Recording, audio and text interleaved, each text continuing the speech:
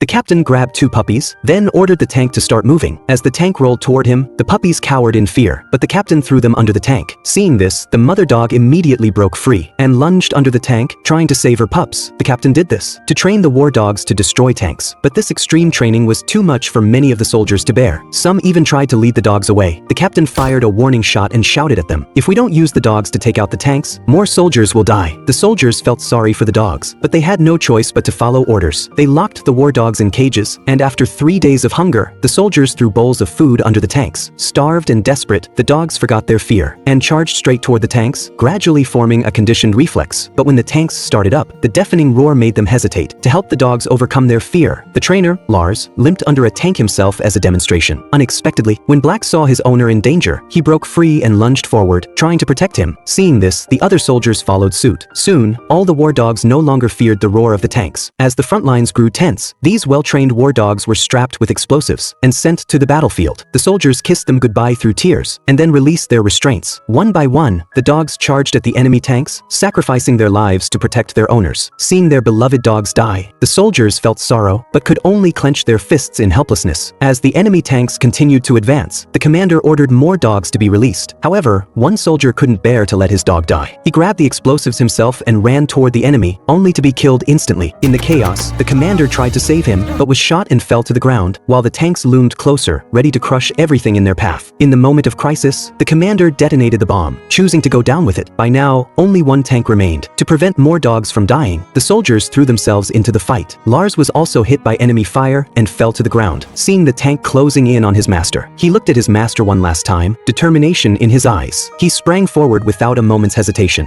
dove under the tank, and with his life, destroyed the final enemy tank. War was brutal, but the loyalty of a war dog transcended life and death. Small Black, with one last fearless charge, protected his master and held the line.